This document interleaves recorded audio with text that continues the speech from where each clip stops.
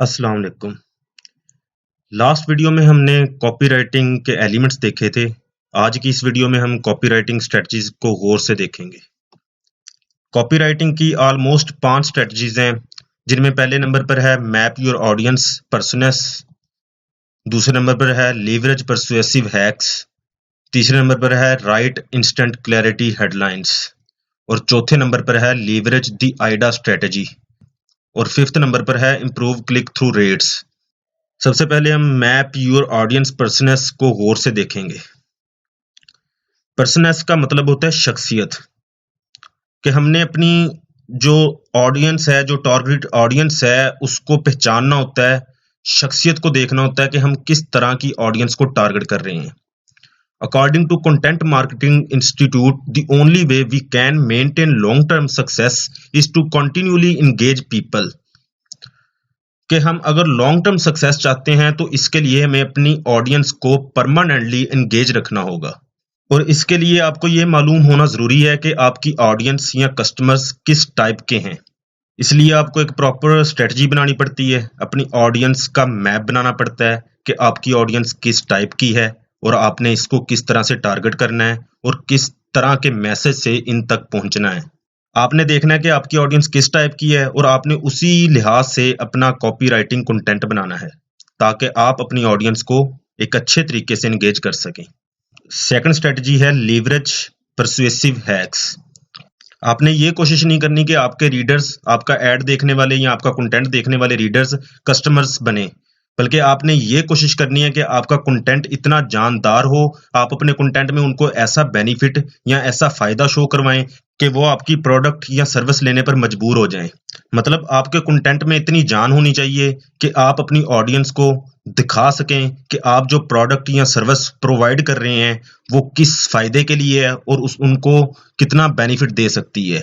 आपके copywriting content में इतनी जान होनी चाहिए कि आप अपने तमाम विजिटर्स को अपने लैंडिंग पेज पर लेकर आ सकें और उनको ऐसा बेनिफिट या फायदा शो करवाएं कि वो आपकी प्रोडक्ट को लेने पर मजबूर हो जाएं।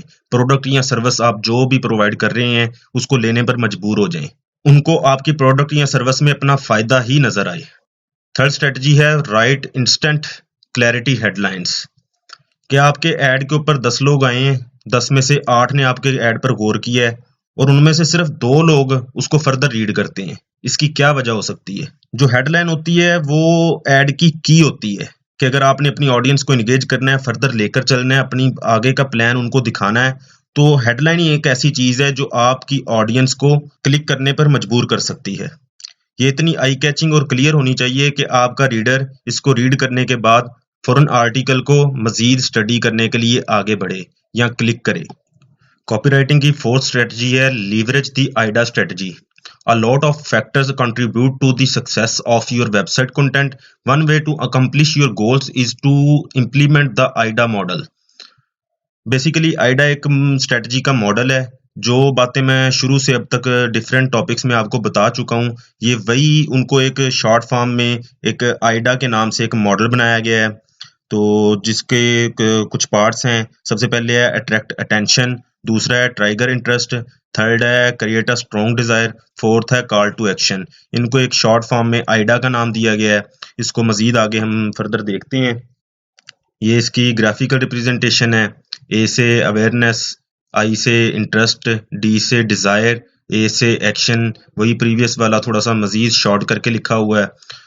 सबसे पहले इसका जो पार्ट है attract attention. In copywriting there are lots of advice on writing a powerful headline. If the headline is catchy and piques interest, the chances of eventually getting the user to trust you are high.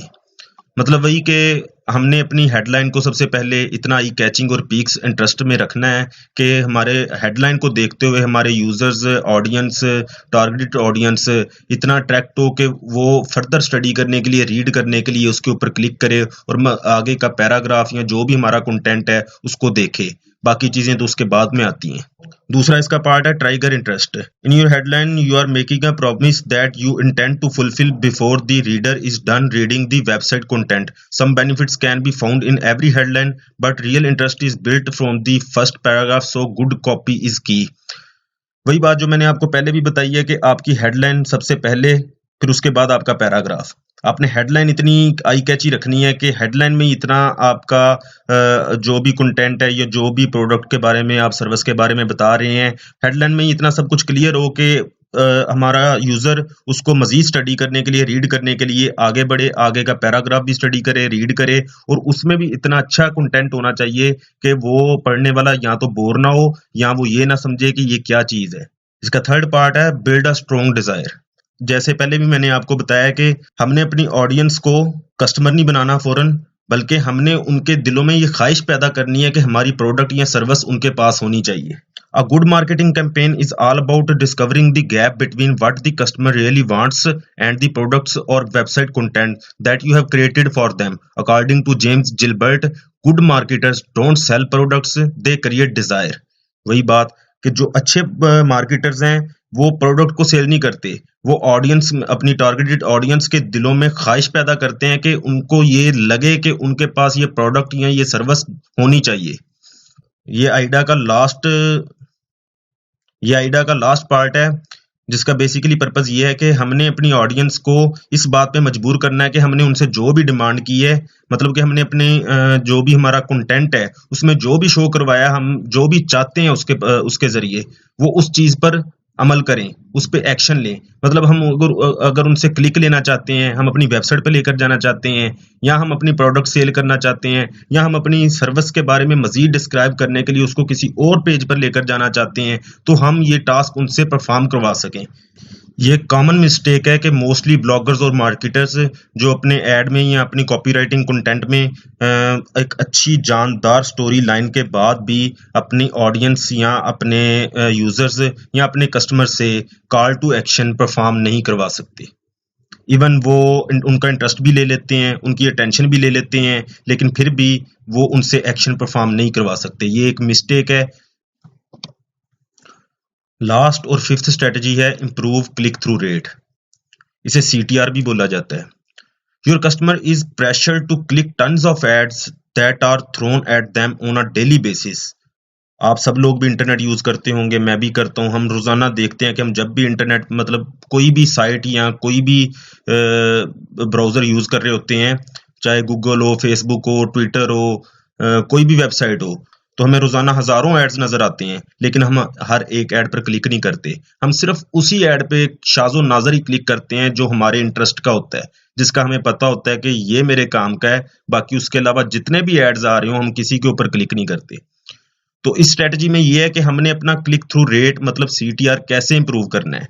तो हमने यही चीज target करनी है कि हमारी interested audience कौन सी है, हमने अपना ऐड अपनी टारगेटेड ऑडियंस तक पहुंचाना कैसे है, कि मतलब वो कौन से लोग हैं जो हमारी प्रोडक्ट या सर्विस में इंटरेस्ट रखते हैं, ताकि हमारा ऐड सिर्फ उन्हीं तक पहुंचे। तो इस चीज के लिए हमारे पास स्किल सेट होना जरूरी है, नॉलेज होना जरूरी है। उसके अलावा हमें डेली बेसिस पर अप टू डेट रहना होगा कि हमारी ऑडियंस किस साइड पे जा रही है, ट्रेंड्स क्या चल रहे हैं, हमने क्या स्ट्रेटजी बनानी है और किस तरह से अपनी ऑडियंस को कंटिन्यूसली इंगेज करना है। तो आज के लिए इतना ही। Stay tuned for next video. अल्लाह हाफिज।